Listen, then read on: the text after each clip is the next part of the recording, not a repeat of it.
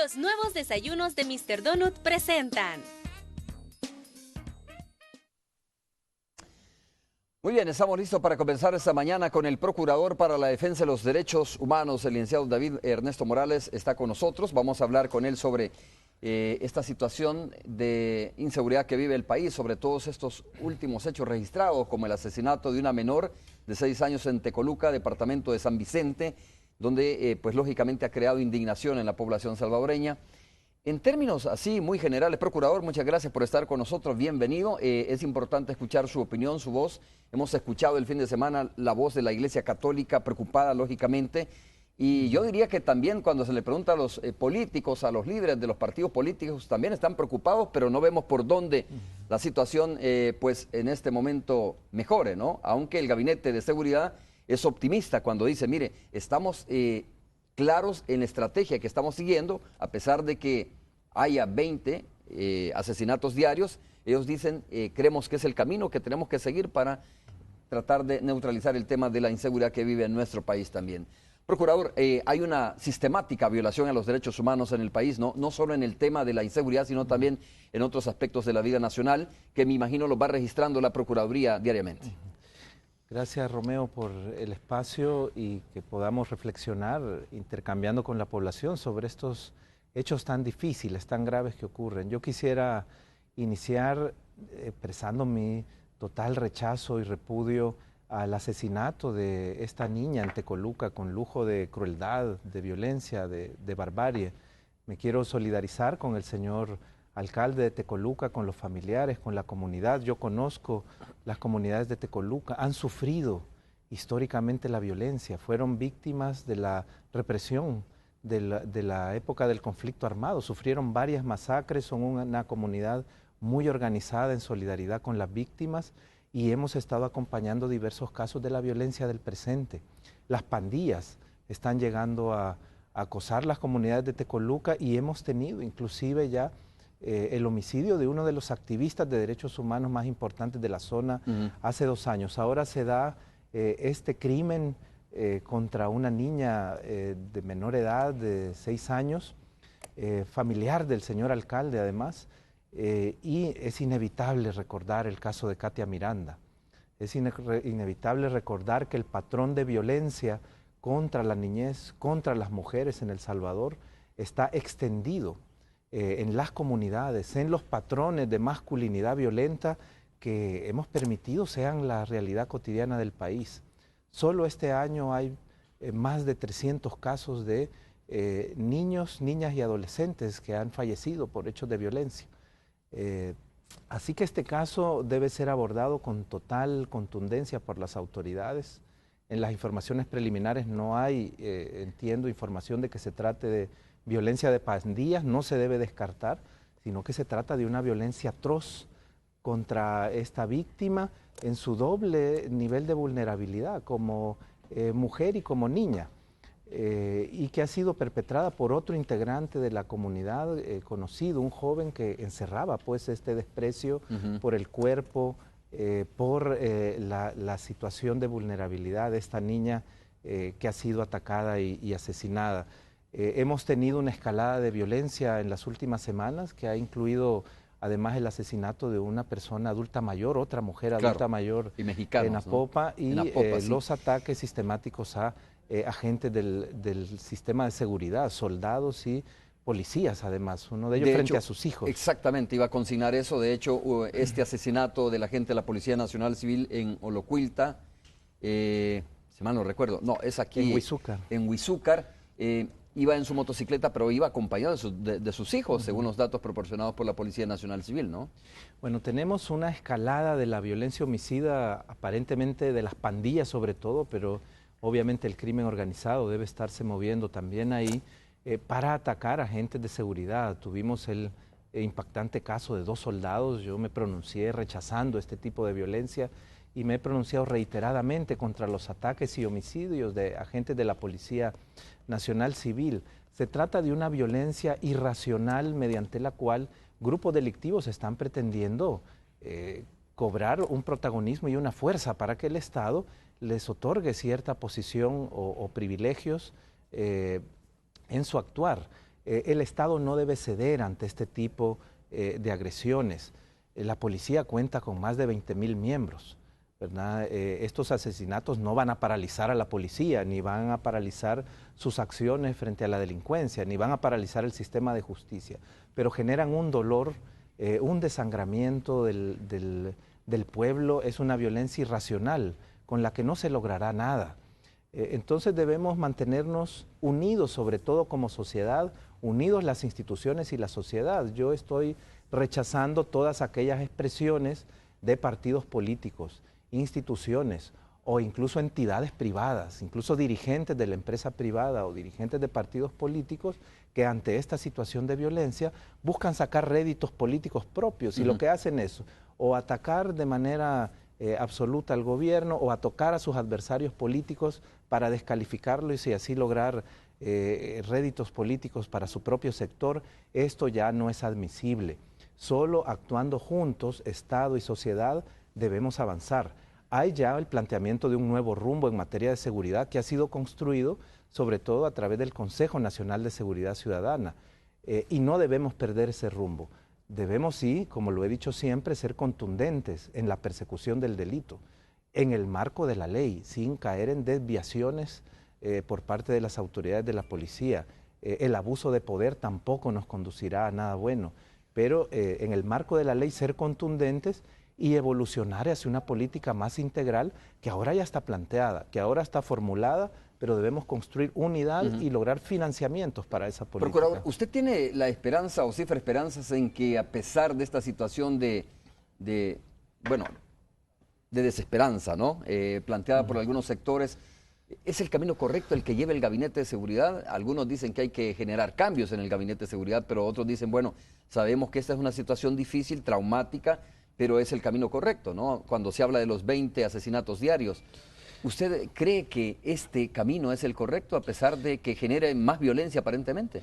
Bueno, yo pienso que hay algunos cambios que nos permiten un rumbo nuevo y que no podemos perder ese rumbo, que la situación de violencia no nos debe llevar a caer en las experiencias fallidas del pasado. Debemos ser claros, Romeo, ¿qué hicimos aquí en la década de los 90 cuando tuvimos el espacio del proceso de paz y la posibilidad de construir un nuevo Estado? Nos impusieron políticas económicas excluyentes de corte neoliberal que generaron miseria en la población y catapultaron una migración masiva. Y teníamos la violencia de la posguerra también de manera generalizada. Este alto número de homicidios no ha cesado desde el fin de la guerra civil hasta la fecha. Son más de 2 décadas con esta dinámica de muerte. ¿Cuál fue la respuesta del Estado durante más de 2 décadas? El fallido manodurismo, una apariencia de fuerza, pero que se enfocaba nada más en las capturas masivas y desatendió la investigación científica, la coordinación entre instituciones, desatendió las políticas integrales de seguridad, no hizo prevención ni rehabilitación y olvidó a las víctimas. Esto es inadmisible. Las víctimas de la violencia delictiva han sido las eternas postergadas. No ha habido esfuerzos ni programas de Estado para atender a las víctimas, menos en el manodurismo. Incluso se debilitaron las instituciones. Tenemos el caso de abusos policiales ahora que quedan en impunidad porque el sistema de controles internos también fue debilitado. A propósito que en el marco de la violencia del fin de semana se encuentra también la agresión a una persona activista de la comunidad LGTBI. Entonces no podemos repetir esa historia. Los políticos o ciertos dirigentes nos venden la idea que con solo fuerza y contundencia, porque vamos a la guerra contra la delincuencia, vamos a resolver y endureciendo las leyes. Eso lo hemos hecho 20 años y miren dónde estamos. ¿Usted cree que hay sectores que están apostando a esta vía de recrudecer la violencia, el asesinato, de recrudecer, digamos, la situación de inseguridad que vive el país? Bueno, se le apostó desde los estados, desde los gobiernos, desde el fin de la guerra civil hasta hace muy poco que se ha construido, hace prácticamente un par de años que se ha construido el intento de un giro de timón hacia una política más integral de seguridad. Pero yo creo, Romeo, que en cierta manera incluso es entendible.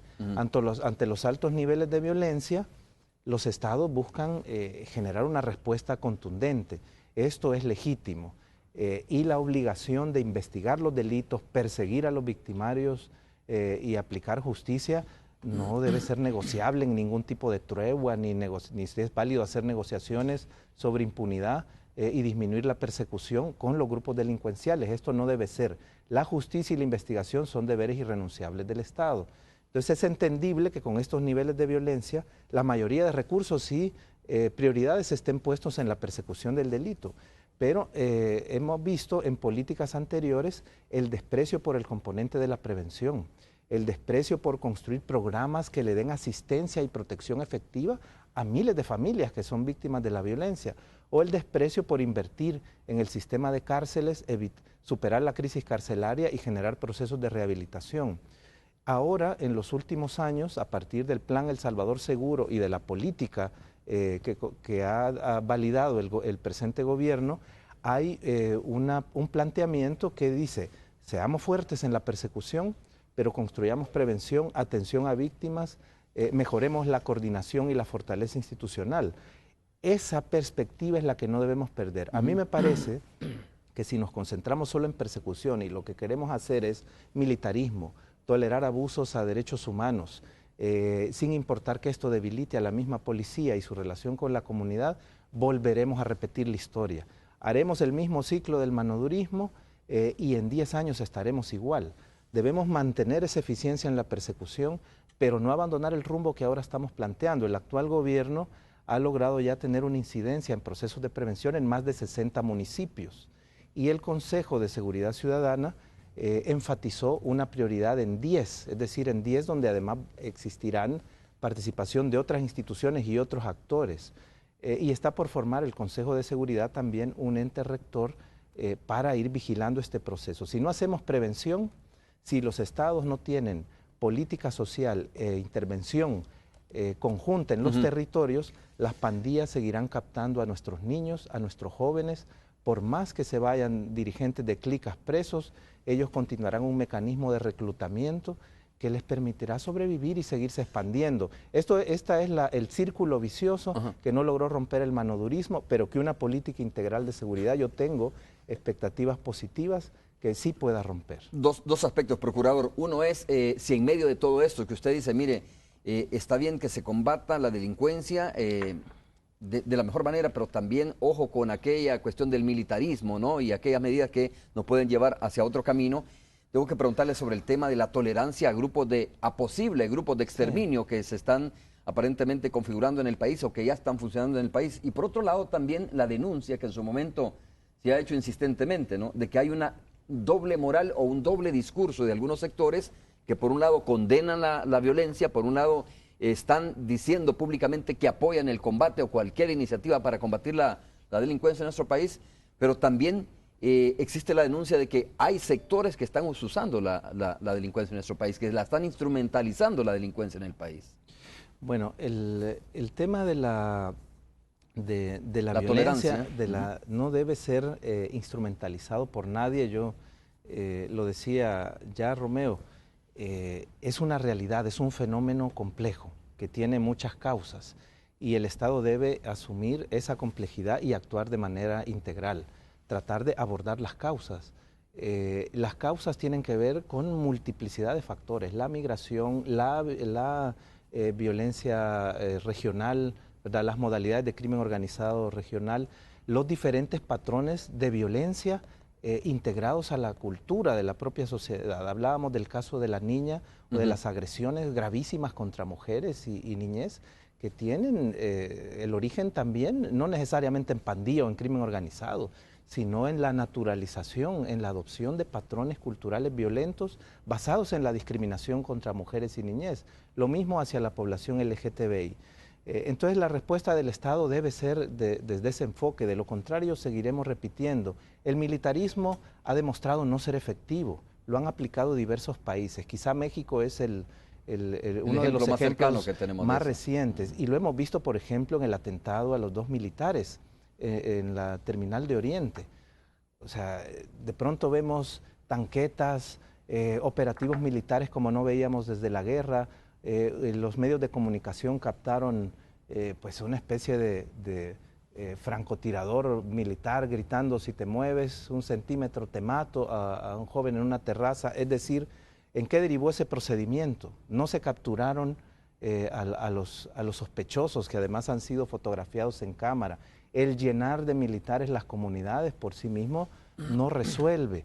El delito de este tipo, la delincuencia común, no es un fenómeno de guerra civil con un ejército organizado como un conflicto ordinario.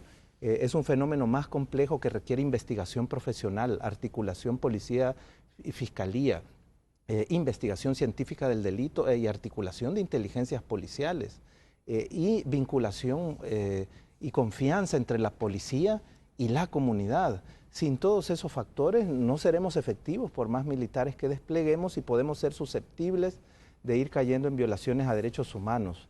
Ya hay un par de casos denunciados en la Procuraduría por desapariciones forzadas, no habíamos tenido desde el fin de la guerra, atribuidas a efectivos militares que andaban en este tipo de despliegues.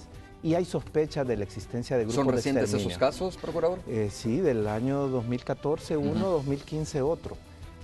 A mí me parece positivo que el señor director general de la policía, cada vez que interviene, aún frente a atentados contra integrantes de la corporación, habla de perseguirlos en el marco de la ley. Creo que ese mensaje es importante, pero estamos teniendo también situaciones de abuso policial que diariamente son denunciadas en la Procuraduría y objeto de activación en los procedimientos de control de la Inspectoría de la PNC.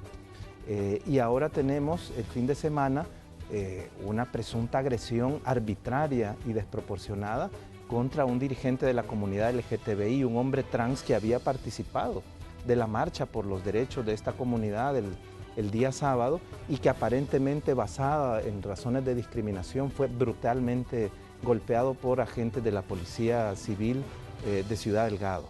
Este es otro caso que debe ser atendido con contundencia porque no podemos permitir abusos. Yo lo he dicho, el Estado, la policía no puede ser igual o peor que el criminal, si no entraremos en una espiral de violencia. Y por eso la posibilidad de grupos de exterminio es otra de las prioridades que debería tener la investigación del delito en El Salvador. Vamos a hacer la primera pausa. Procurador, entre las voces, distintas voces que se escuchan respecto a este tema de cómo se debería de solucionar la inseguridad que vive el país, está la que recientemente ha sumado un partido político pidiendo la renuncia del gabinete. Dice, bueno, mire, el gabinete no ha mostrado, según este partido, eficiencia en el combate a la delincuencia y por lo tanto debería renunciar, ¿no? Pero me gustaría también profundizar un poco más sobre estas desapariciones forzadas que usted habla en manos de la Fuerza Armada. Es importante conocer un poco más de detalles en la medida que sea posible. Vamos a hacer la primera pausa, regresamos.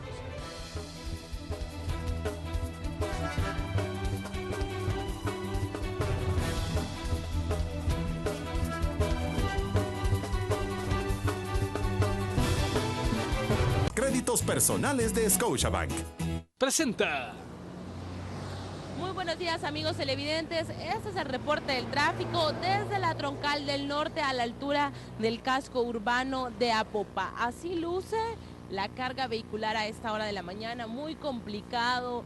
Si usted viene por esta vía, por ejemplo, desde la zona norte de San Salvador, buscando la carretera de Oro o siguiendo la Troncal del Norte, el tráfico está bastante complicado para salir de Apopa. Ármese de paciencia, las complicaciones aumentan por las paradas de bus en esta zona, así que mucha precaución. Nos informan que está complicado la salida del Boulevard del Ejército, Agua Caliente, también complicado sobre el Boulevard Venezuela, complicado en la 49 Avenida Sur y también complicado en el Boulevard Los Próceres y en el Boulevard de los Héroes. Las vías más importantes, hay tráfico, tómenlo en cuenta, amigo televidente, y pues busque la mejor opción para iniciar esta semana. Esto es lo que tengo, regresamos. Muy buenos días. Sí me animo a consolidar mis deudas con los créditos personales de Scotiabank. Presentó. Bien, estamos de regreso conversando con el Procurador para la Defensa de los Derechos Humanos y le preguntaba antes de ir a la pausa comercial sobre el tema de la renuncia que piden algunos sectores, principalmente un partido político ha pedido la renuncia del Gabinete de Seguridad de nuestro país, aduciendo de que no da mayores resultados, ¿no, Procurador? A mí me parece que no tiene seriedad este tipo de planteamientos y que contribuyen más a la inestabilidad que a las respuestas efectivas. Por eso yo hacía el llamado a no instrumentalizar el tema de la violencia.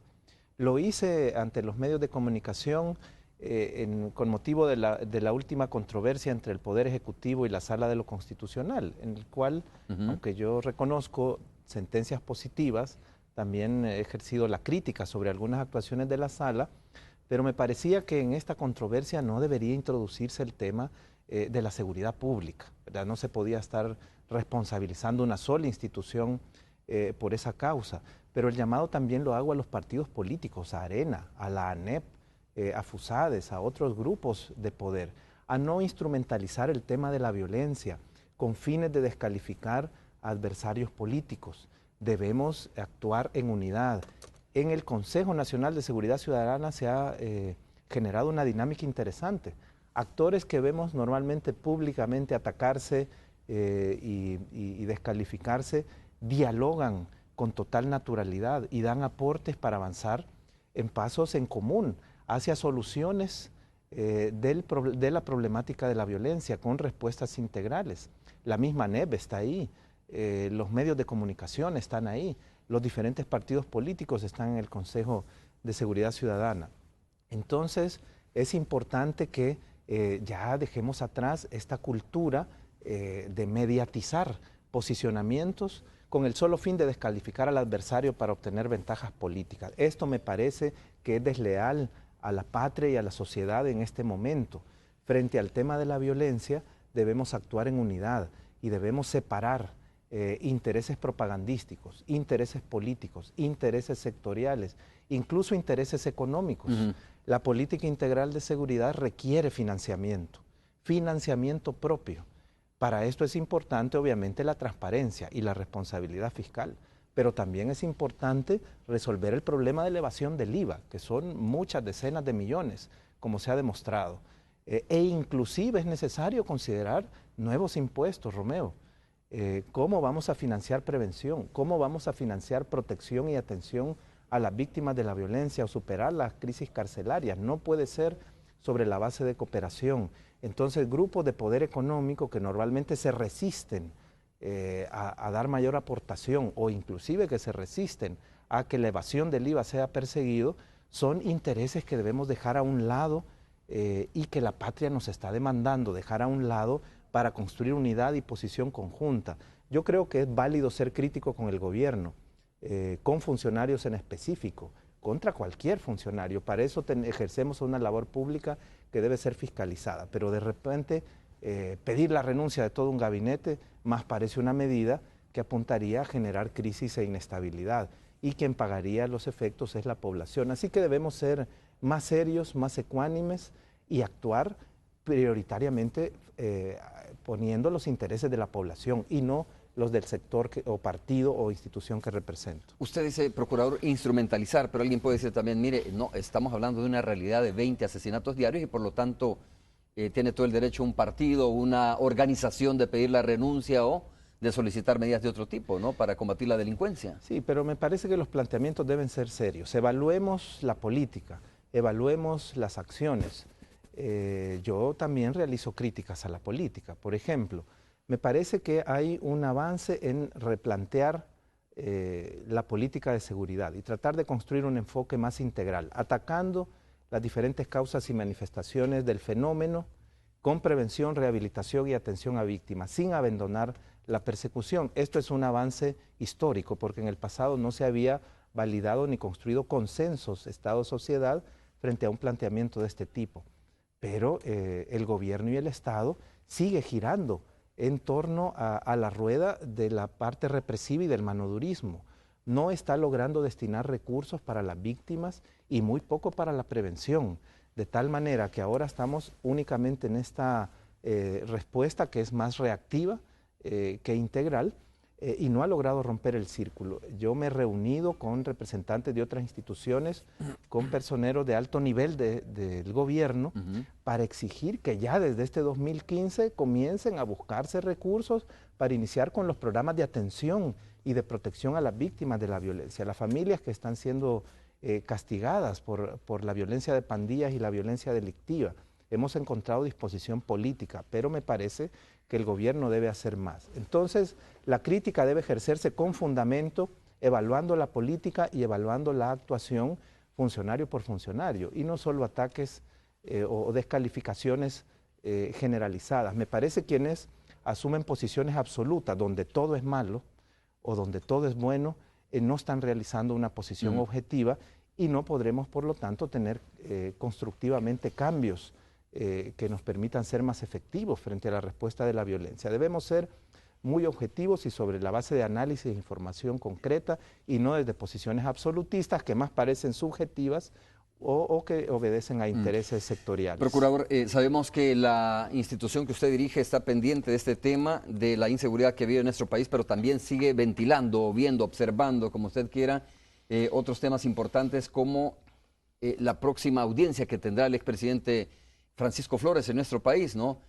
Es una audiencia importante, digo, porque podría definir el futuro del expresidente Francisco Flores. ¿Ustedes qué valoraciones hacen de la forma como se ha desarrollado y cuál podría ser, digamos, el desenlace de esta situación del expresidente Francisco Flores, que tendrá que acudir a los tribunales en los próximos días?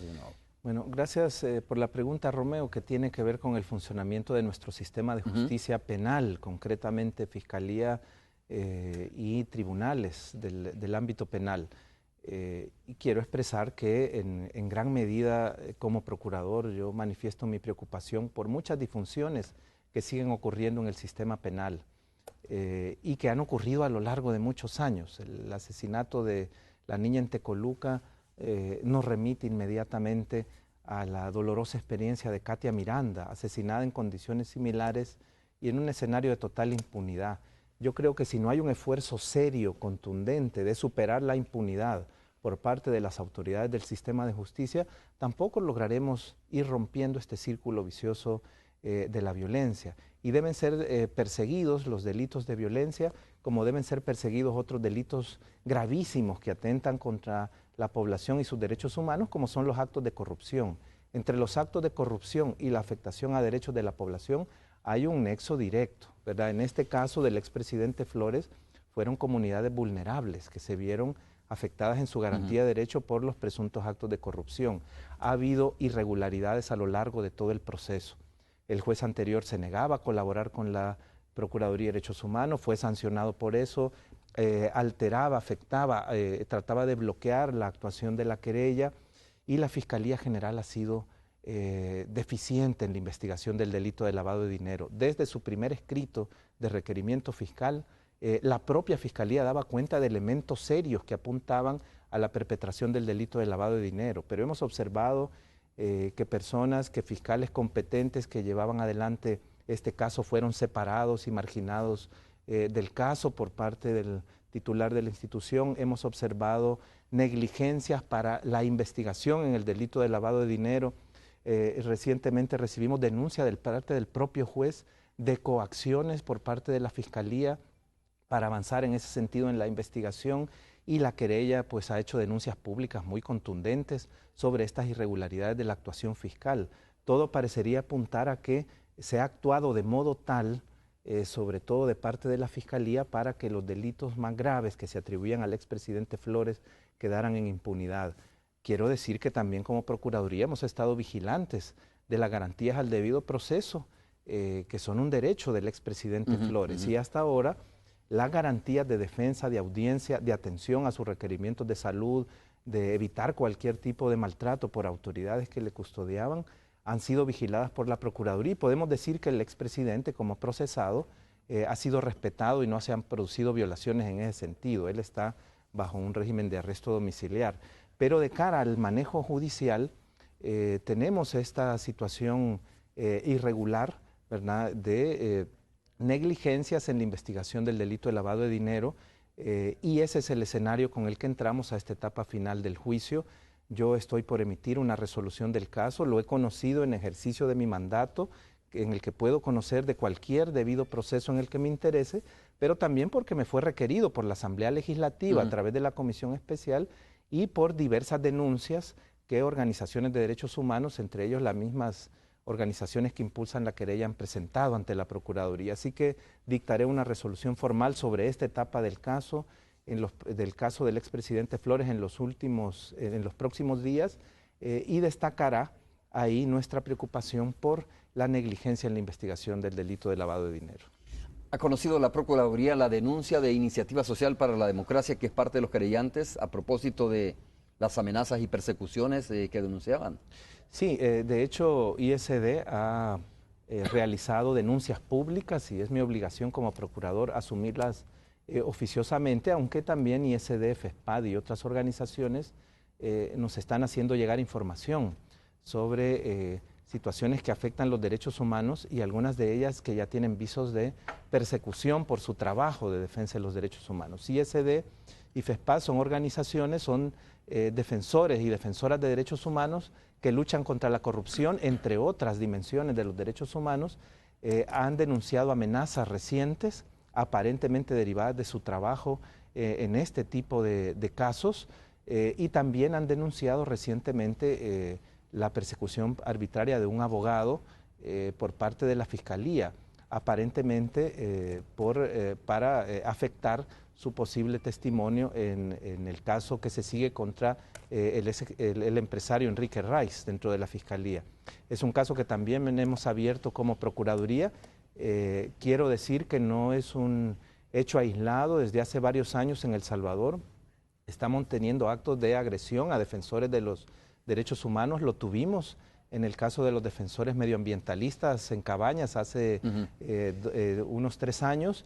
Luego hemos tenido este escenario de ataques e incluso homicidios a activistas de los derechos humanos de la población LGTBI, particularmente los derechos de las mujeres trans, y ahora tenemos esta clase de amenazas contra ISD. Obviamente nosotros también a nivel internacional reportaremos esta situación. Probablemente no tengamos un escenario tan extremo como el que ha tenido que sufrir Guatemala o Honduras en los temas de ataques a defensores de derechos humanos, pero no debemos permitir que nos escale a ese nivel y las amenazas contra ISD deben ser definitivamente investigadas. Procurador, a ver, cuando se lleve la audiencia, ¿no?, en el caso Francisco Flores, y pues dependiendo cuál sea el resultado, yo estoy seguro habrá un análisis sobre el resultado del mismo, ya sea que el expresidente quede en libertad o continúe bajo arresto domiciliario o en prisión, ¿no?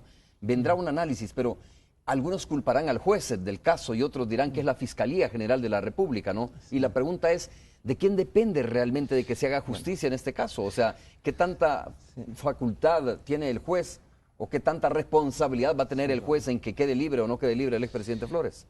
Sí, Romeo, en el caso del actual juez que ventila ese proceso, el juez, el doctor Argüello, que está en el 7º de instrucción, debemos decir que ha tenido una actuación muy apegada a la ley, muy apegada a derecho. Se abrió a la vigilancia de la Procuraduría, ha respetado la querella y ha sido activo en exigir diligencias a la Fiscalía. Me parece que hay un trabajo muy positivo del juez que contrasta con el desempeño que tuvo el juez Levis Italmir Orellana, a quien precisamente por las irregularidades que cometió le fue separado el conocimiento de la causa. Pero la efectividad de la justicia en nuestro sistema penal depende sobre todo de la Fiscalía. No es el juez el que impulsa la investigación, es la Fiscalía. Y si la Fiscalía ha sido ineficiente, ha sido negligente, no ha sido efectiva, entonces no habrá acumulado prueba suficiente en el proceso y aunque el juez tenga una actitud positiva, muy probablemente el fallo derivará en impunidad. Así que esa responsabilidad sobre todo recae en la entidad fiscal. Bueno, hacemos de nuevo una pausa comercial y regresamos.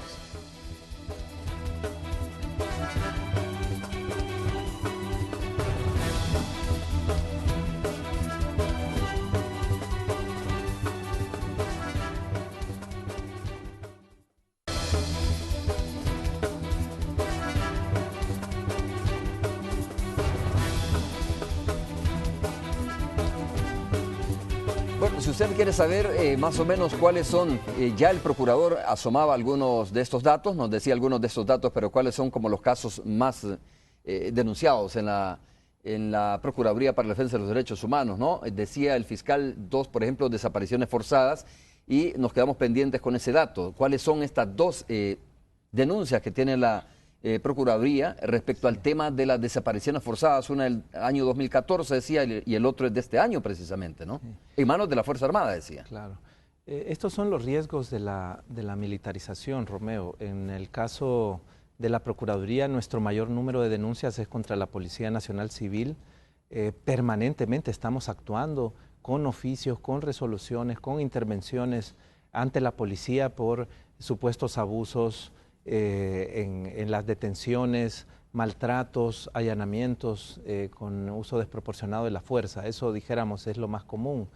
Pero no habíamos tenido desde el fin de la guerra civil el cometimiento de violaciones gravísimas a los derechos humanos como las que ocurrían durante el conflicto armado. Quizá algunos casos aislados, sí, la duda sobre posible grupo de exterminio también a lo largo de la historia de la Procuraduría y aún en el tiempo actual, pero desapariciones forzadas no. Hemos tenido ya 2 casos donde habrían efectivos militares involucrados en este tipo de hechos. Uno de ellos, inclusive, ha sido judicializado en el departamento de Sonsonate, es un caso de Armenia. Y en este caso, pues los soldados habrían detenido un grupo de jóvenes, liberado a algunos, pero a 3 los retuvieron y los habrían desaparecido. Podría haber un nexo con la criminalidad, entiendo, según el caso, los podrían haber entregado a una pandilla e inclusive están detenidos estos efectivos militares. Hay otro caso de 2015 denunciado. Entonces, me parece que aquí las autoridades deben actuar con contundencia. Yo quisiera señalar un problema, Romeo, y es la debilidad de los mecanismos de control y de procesos disciplinarios, tanto en la policía como en la Fuerza Armada. Parecerían actuar con indiferencia o tendiendo a proteger al elemento de su corporación que ha sido denunciado. Nosotros remitimos muchísimos casos a la Inspectoría General y no vemos efectividad en este control. Hay operativos donde hay sospechas de uso excesivo de la fuerza, algunos de ellos terminan con la muerte de muchos delincuentes, con 0 bajas afortunadamente para la policía, pero donde podría haber sospechas de uso desproporcionado de la fuerza letal y no encontramos una contundencia en los controles internos. El control interno de la policía fue duramente golpeado y debilitado durante la gestión de Mauricio Sandoval como director de la policía. Pero recientemente se aprobó una ley desde la Asamblea Legislativa que busca fortalecer la inspectoría. Lamentablemente me parece que tiene problemas técnicos que impedirán su efectiva aplicación en el corto plazo. Entonces este es un llamado de atención, tanto a las autoridades castrenses como policiales, al más alto nivel. No deben proteger, sino que deben a los presuntos responsables de abusos, deben fortalecer sus mecanismos de control y de sanción. Y lo que debe ser conocido por el sistema penal, porque entra en la dimensión de delito, deben tener una posición de colaboración plena. ¿Cuál es el caso de desaparición del año 2015? Me dice que este es del año 2014. Sí, ¿no? ¿Hay otro de este año? Hay otro caso que es denunciado en la comunidad Iberia, donde de manera similar se habría retenido jóvenes que después su paradero es desconocido y las autoridades niegan después tener conocimiento del mismo. Por lo tanto, se configuran los elementos clásicos de la desaparición forzada. Este es un llamado de atención. La presión de la violencia nos debe llevar a respuestas contundentes contra los delincuentes, pero en el marco de la ley y no tolerando este tipo de abusos. De lo contrario, estaremos retrocediendo en el Estado de Derecho y en lugar de resolver un problema grave de violencia, lo estaremos complicando. Y después tenemos el escenario de situaciones de impunidad que después son el producto de la infuncionalidad en el sistema penal, como lo he mencionado en el caso del expresidente Flores. Sí debo decir que en el caso de la presunta desaparición forzada de 3 jóvenes en Armenia, el fiscal encargado del caso ha actuado con efectividad y ha logrado llevar adelante el proceso judicial contra ¿Y cómo está el caso de la Iberia? El caso de Iberia es más reciente y estaría como todavía en proceso de investigación y no ha llegado a las instancias de las audiencias judiciales, pero ya es un segundo caso y esto debe llamar alarma Ahora, no solo del Gabinete de Seguridad. Son hechos aislados y no sistemáticos, entiendo, ¿no? Sí, tanto en la policía, no sé si más en la policía, pero en el ejército.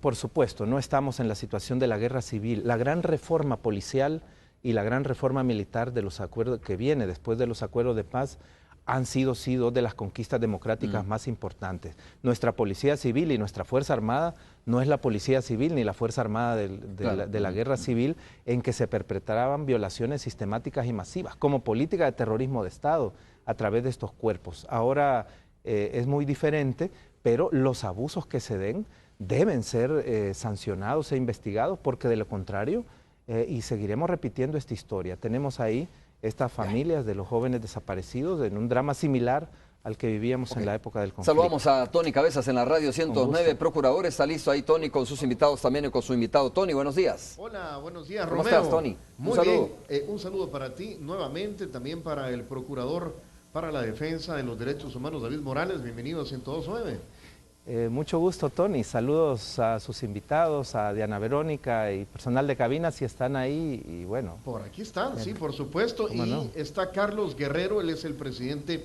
de la Cámara Salvadoreña de la Industria de la Construcción, Casalco, que es uno de los sectores, se nota, es como un termómetro el sector construcción. Cuando se dinamiza la economía, el sector construcción inmediatamente comienza a notarlo, ¿no es así, Carlos? Así es, muy buenos días, señor procurador Romeo. Es un gusto estar con ustedes, al poder saludarlos. Efectivamente, estamos aquí para platicar un poco de nuestro sector.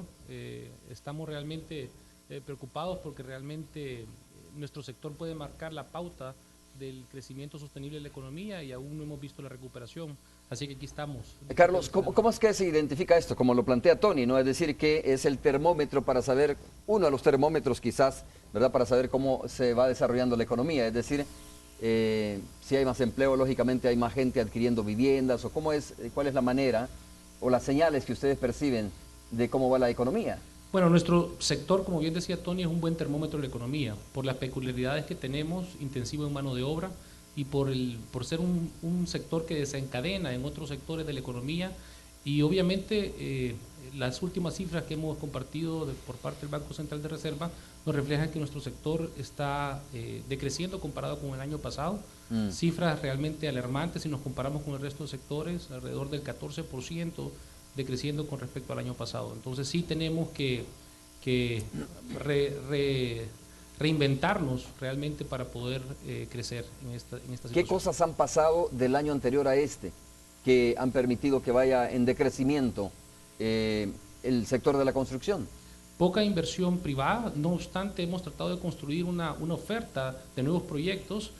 Seguimos con obstáculos importantes en algunas instituciones del gobierno, las cuales esperamos que con el apoyo de la Vicepresidencia de la República logremos en el corto plazo poder resolver y ver esta inversión y generar esa confianza que se necesita para generar esta inversión. ¿Obstáculos de qué tipo? Institucionales, diferentes. ¿Tramitología? Principalmente tramitología, creo que es uno de los temas fundamentales en los cuales contamos ya con una ley de agilización de trámites de construcción, pero no obstante no está operando esta ley. Entonces son temas... Carlos, eso es bien importante porque iba a recordar precisamente que existe una ley, ¿no? Sí. Pero ¿por qué no está operando esta ley? ¿Cuáles son los problemas que está enfrentando para que no se ponga en marcha esta ley o no esté operando al 100%? Bueno, yo creo que requiere mucha voluntad política de todas las partes, de todas las instituciones que están inmersas dentro de la tramitología, en las cuales es importante precisamente que desde el Ejecutivo haya una institución que esté velando por el cumplimiento de esta ley. Y esperamos que el vicepresidente pueda jugar ese rol, esperamos que él pueda, de alguna manera, como precisamente es su rol en el marco como coordinador o como comisionado para la inversión pública-privada, pueda tener, esperamos, toda la voluntad política y todo el peso de su cargo para poder resolver estos temas.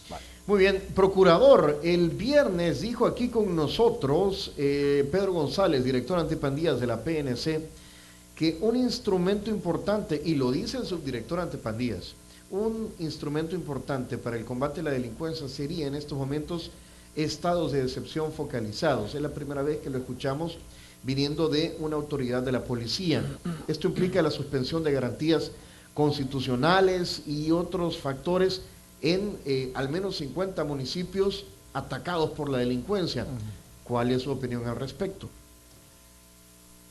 Bueno, un saludo también al señor Guerrero en específico. Gracias por su visión y su esfuerzo por buscar la dinamización de la economía desde el sector construcción. Bueno, yo no comparto esta visión que daba el comisionado Pedro González. Me parece que no es una solución que ofrezca una perspectiva integral. Nosotros sabemos que el territorio es pequeño, que las pandillas se mueven en gran parte del territorio nacional y que fácilmente migran de un municipio a otro. Entonces, zonas focalizadas en las cuales simplemente disminuyamos derechos como la libertad de expresión, la libertad legítima de asociación con fines lícitos y sin armas, y disminuya o aumentemos las horas de la detención provisional, que son las garantías que este tipo de estados limita. Es decir, ¿realmente eso traerá desarticulación de las pandillas y la violencia? Me parece que es un planteamiento simplista que hace el comisionado. Debemos más enfocarnos en los esfuerzos de nivel global, de respuestas integrales, de coordinación institucional, como ya se están planteando en el Plan El Salvador Seguro y otros planes que se han generado desde el Estado. ¿No cree usted que ante un problema tan grande, pues ya se necesitan soluciones que no son, digamos, tradicionales, que salen de la ortodoxia como se han venido manejando las cosas?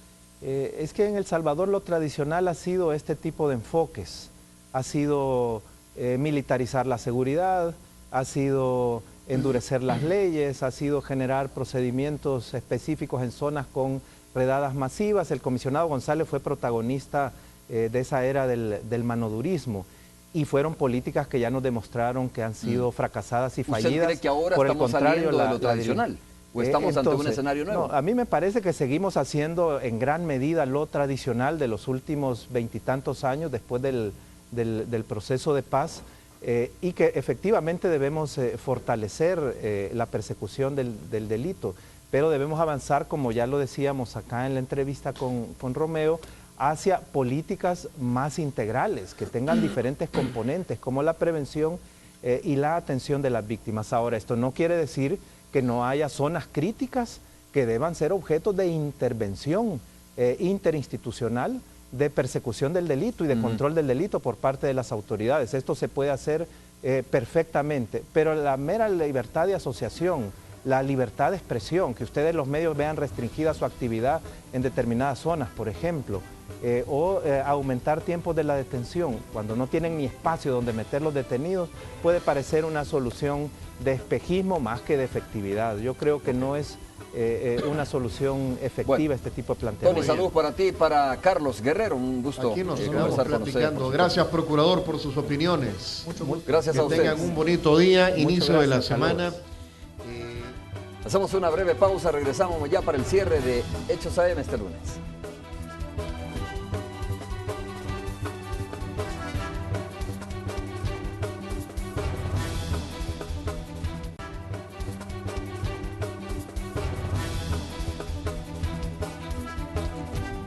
A ver, solo despedir al procurador para la defensa de los derechos humanos. Procurador, muchas gracias por habernos acompañado. No sé si quiere cerrar con algún llamado. Lógicamente siempre va a ser importante cualquier llamado que se haga ante la situación que vive el país, ¿no?